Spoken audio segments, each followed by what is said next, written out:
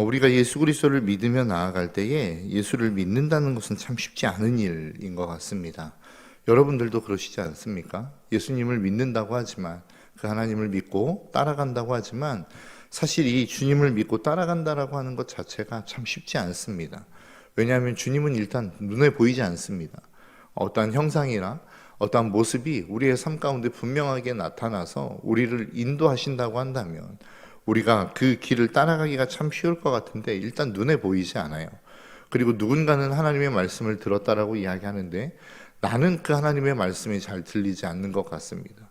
그래서 늘 다른 사람은 하나님의 음성을 듣고 그 하나님의 인도하심을 받는다고 하는데 왜 나는 그 하나님이 인도해 주시지 않나 라고 하는 생각들을 하게 되기 때문에 그렇다라는 겁니다.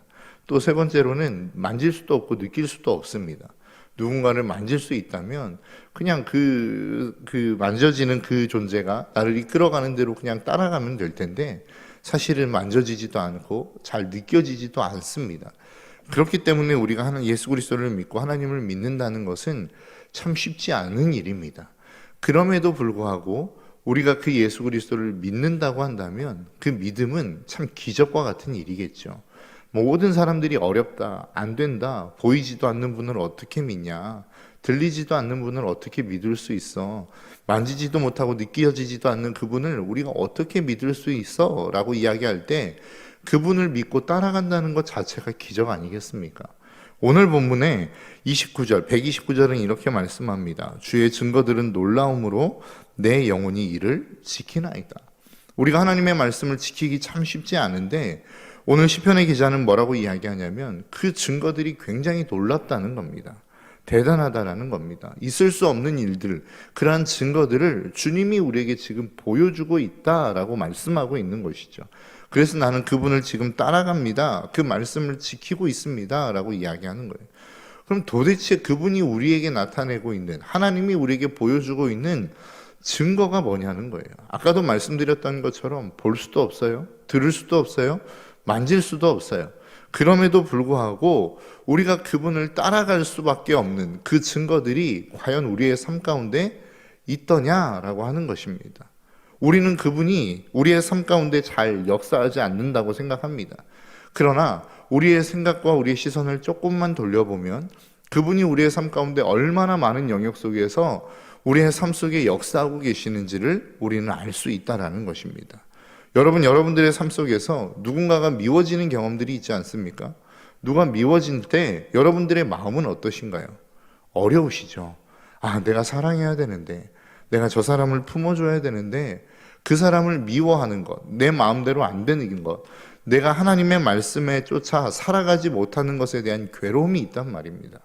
이것이 우리의 마음 가운데 자연스럽게 일어나는 것 같지만 그 하나님의 말씀이 우리의 마음 가운데 역사하고 있기 때문에 일어나는 현실이라는 겁니다. 저와 여러분들이 이것들을 놓치기 때문에 하나님이 우리의 삶 가운데 역사하지 않는다고 생각해요. 그 외에도 너무나도 많은 일들이 있습니다. 내가 거짓말하는 것 때문에 괴로워하는 것, 음욕을 품는 것 때문에 괴로워하는 것, 시기하는 것 때문에 괴로워하는 것, 하나님의 뜻대로 살지 못하기 때문에 괴로워하는 것, 이 모든 것들이 내 마음속에서 자연스럽게 일어나는 현상인 것처럼 느껴지지만 사실은 내 안에 성령이 역사하고 있기 때문에 내 어떠한 양심과 내 마음에 끊임없이 그 성령이 역사하는 증거라는 겁니다. 그렇기 때문에 우리가 이 죄악으로 말미암아 괴로워할 수 있다는 것이죠. 여러분, 누구나가 다 시기하는 것 때문에 괴로워하지 않습니다. 누구나가 다 하나님의 뜻대로 살지 않는 것 때문에 힘들어하지 않는다는 거예요. 그 이야기는 무엇입니까?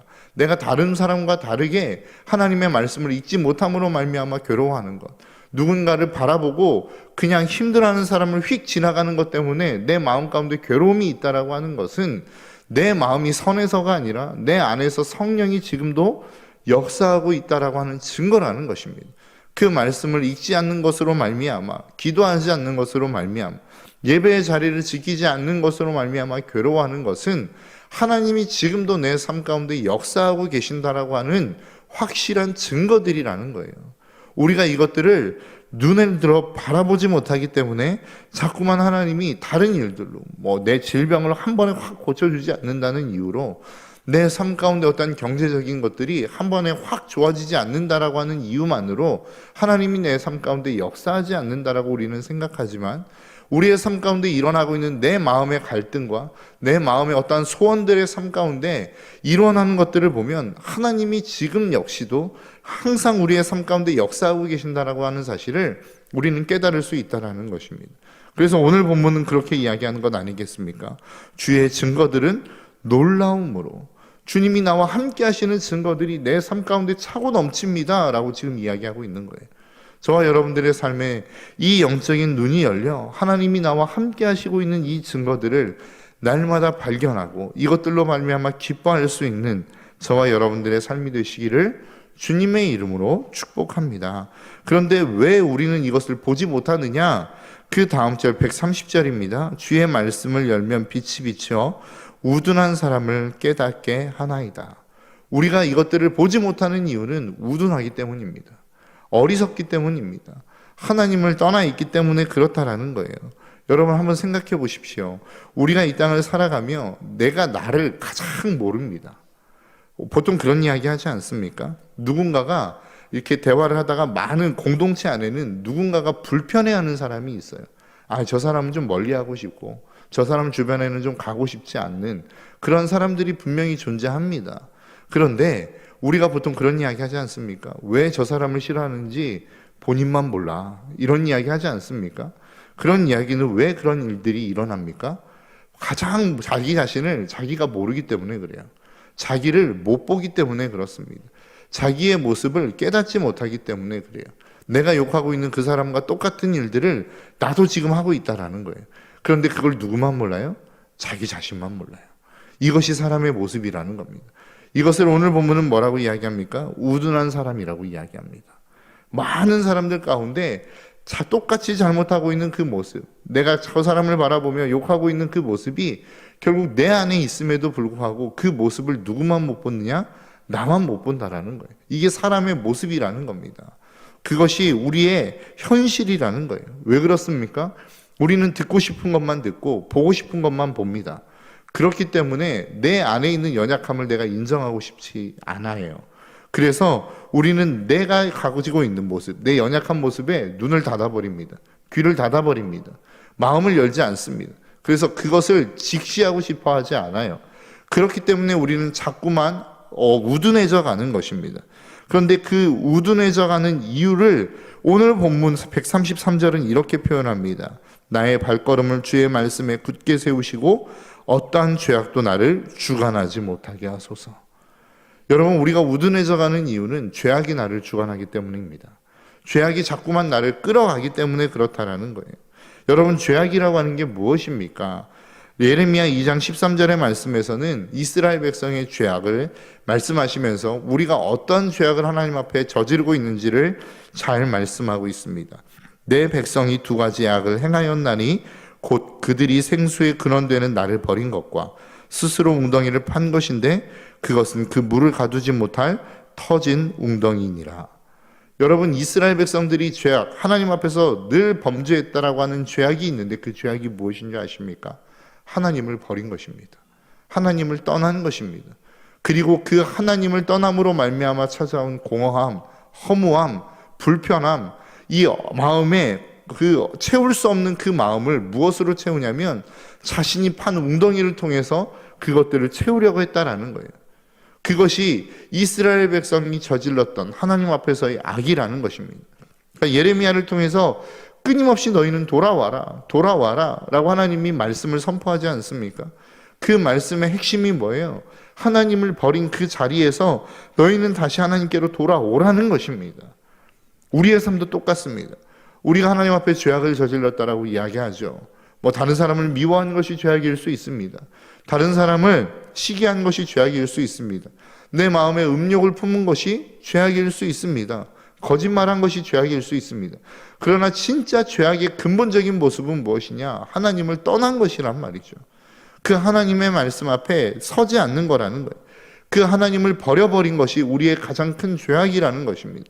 그런데 그 하나님을 버렸다라고 하는 그 표현을 오늘 본문은 뭐라고 이야기하고 있냐면 말씀에 굳게 서지 못했다라고 이야기하고 있는 것입니다. 그러니까 즉 내 삶 가운데 하나님의 말씀을 가벼이 여기고 그 말씀을 지켜내지 않는 삶, 그것을 예레미야는 뭐라고 표현한 것이냐면 하나님을 버렸다라고 표현하는 것입니다. 그러니까 우리에게 말씀, 우리의 삶 속에 수없는 하나님의 말씀이 들려오지 않습니까? 사랑해라, 용서해라, 그 하나님의 말씀을 지켜 행해라, 구제해라, 수많은 말씀들이 들려오는데 이 말씀들을 무시한단 말이죠. 그거는 내가 할 일이 아닙니다. 그것은 내가 지킬 일이 아닙니다. 더 믿음 있는 사람, 더 대단한 믿음의 사람이 지켜야 할 일이지 내가 행할 일은 아니란 말이죠. 이렇게 생각하는 그 사람들을 향하여 오늘 본문은 뭐라고 말씀하고 있냐면 너희들은 그 주님의 말씀에 굳게 세워지지 못했다라는 겁니다. 예레미야의 말씀으로 표현하자고 한다면 너는 나를 버렸다라는 겁니다. 그렇기 때문에 어떤 현상이 일어나요? 죄악이 나를 흔드는 것입니다. 내가 죄악에 끌려다니는 삶을 살아가는 것입니다. 여러분, 우리의 삶이 그런 것이죠. 시편 119편은 하나님의 말씀의 중요성에 대해서 말씀해요. 그리고 그 말씀을 붙드는 인생이 어떠한 삶을 살아가는지를 잘 말씀하고 있습니다. 하나님의 말씀을 붙드는 인생이 어떻게 되는 것입니까? 죄악에서 떠난 삶을 살아가는 거란 말입니다. 그 죄악을 우리의 삶 가운데 다시는 들어오지 못하게 하는 삶을 살아가게 된다라는 거예요. 반대로 하나님의 말씀을 떠나는 순간 어떻게 되는 거예요? 죄악이 우리를 잡고 흔드는 것입니다. 이 두 가지는 분리되어져 있는 것이 아니에요. 내가 지금 죄악에 흔들리고 있다. 똑같은 죄악을 계속해서 반복해서 짓고 있다. 내가 정말로 이 일들을 좀 끊었으면 좋겠는데 그 일들을 내가 계속 하고 있다라고 하는 삶이 있다고 한다면 왜 그런 일들이 일어난다고요? 하나님의 말씀을 가벼이 여기기 때문에 그렇습니다. 하나님의 말씀을 무시하고 있기 때문에 그렇습니다. 그 하나님의 말씀을 따라 살고 있지 않기 때문에 그렇습니다. 내가 그 하나님의 말씀을 굳게 세우지 않는 한 죄악은 나의 삶을 계속해서 흔들 것입니다. 그리고 내 삶은 그 죄악에 끊임없이 흔들리는 삶을 살게 되어질 것입니다. 저와 여러분들의 삶이 하나님의 말씀에 굳게 세워진 삶이 되어지시기를 주님의 이름으로 축복합니다. 우리가 하나님의 말씀에 굳게 세워지면 죄악이 우리의 삶을 흔들지 못해요. 그 환경이 우리의 삶을 흔들지 못한단 말입니다. 그 상황이 우리의 삶을 넘어뜨리지 못한다라는 거예요. 여러분, 우리가 하나님의 말씀대로 살지 못하는 이유가 뭐예요? 그 하나님의 말씀을 지켜 살면 손해본다라고 하는 생각이 있기 때문입니다. 실질적으로 우리의 삶 가운데 하나님의 말씀을 지켜 살면 손해보는 것 같아요. 무엇인가 내가 다른 사람에게 억울함을 당하는 것 같아요. 그런데 오늘 본문에서는 그 말씀을 지켜 행하는 자의 삶이 어떠한 유익을 얻을 수 있는지에 대해서 분명하게 말씀하고 있습니다. 143절입니다. 환난과 우환이 내게 미쳤으나 주의 계명은 나의 즐거움이니이다. 무슨 이야기입니까? 하나님의 말씀을 지키는 자의 유익이 도대체 뭐라는 거예요? 그 하나님의 말씀을 지킬 때에 우리의 삶 가운데 환난이 온다는 겁니다. 우환이 온다는 겁니다. 오히려 하나님의 말씀을 지켜 살지 않는 사람보다 더 큰 어려움과 더 큰 고난과 더 큰 우환이 우리에게 찾아오는 것과 같은 느낌이 든다는 거예요. 어저께 교육자 회의 가운데 본 회퍼라고 하는 영화를 보았습니다. 본 회퍼라고 하는 한 사람이 그 삶의 일대기를 그린 영화예요. 그런데 그가 정말로 다른 주교들과 같이, 다른 성직자와 같이 적당하게 타협했다고 한다면 사형을 당하지 않았을 겁니다. 교수형을 당하지 않았을 거예요. 그런데 하나님의 말씀을 지키다 보니 그가 교수형을 당할 수밖에 없는 상황에 처하게 되었다라는 것이죠. 우리의 삶도 그럴 수 있습니다. 하나님의 말씀을 지켜 살았는데 무엇인가 더 억울한 일들이 우리의 삶 가운데 일어날 수 있어요. 아픔이 일어날 수 있어요. 그럼에도 불구하고 그 삶이 우리의 삶 가운데 유익이라고 이야기할 수 있는 이유는 뭐예요? 하나님이 우리에게 공급해 주시는 기쁨이 있기 때문입니다. 세상과는 다른, 그 세상이 줄 수 없는 기쁨과 감사와 평강이 우리의 삶 가운데 분명히 존재하고 있기 때문에 그렇다라는 거예요. 그래서 하나님의 나라는 먹는 것과 마시는 것에 있는 것이 아니라 의와 희락과 화평이다라고 하나님이 말씀하고 있지 않습니까? 하나님의 나라가 우리의 삶 가운데 임했다라는 것은 뭐예요? 의의 기준이 달라졌다는 겁니다. 내 삶 가운데 상황과 상관없는 희락이 내 삶에 주어졌다라는 것을 의미하는 거예요. 하나님이 내 삶을 통치한다라고 하는 것은 정말로 어떠한 조건과 상관없이 주어지는 하늘의 평강이 내 삶 가운데 임했다라고 하는 것을 의미하는 것입니다. 오늘 시편 기자도 똑같이 이야기하지 않습니까? 환난과 우환이 내게 있다는 거예요. 그 환난과 우환이 예수 믿는다고 해서 내 삶을 비껴가지 않는다는 겁니다. 여전히 내 삶 가운데 동일하게 찾아온다는 거예요.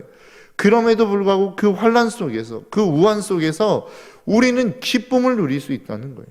이게 그리스도인이 세상과 다른 삶을 살아가는 모습이라는 것이죠. 환난이 찾아옵니다. 그 환난 앞에 좌절하지 않아요. 군심이 찾아옵니다. 우환이 우리의 삶 가운데 찾아옵니다. 그 우환이 찾아왔다 해서 내 삶 가운데 평강을 놓치지 않는다라는 것입니다. 이게 그리스도인의 삶이에요. 여러분 은혜 받아보셔서 아시잖아요. 여러분 아무리 고통 가운데 찾아와서 내가 힘듦을 가지고 찾아왔어요. 내 삶의 문제를 가지고 찾아왔어요. 이제 더 이상 내 인생이 희망이 없다라는 생각을 가지고 하나님 앞에 찾아왔단 말이죠. 그런데 하나님 앞에 기도하다 보니 은혜가 부어졌어요. 그 은혜 받는 순간만큼은 내 삶 가운데 모든 환난과 근심과 우환이 사라지는 시간 아닙니까? 여러분도 여러분들의 삶 가운데 경험해 보셨으니까 아실 거 아니에요. 이게 은혜란 말입니다. 이것을 가지고 살아가는 것이 믿음의 사람의 삶을 살아가는 사람들의 모습이라는 거예요.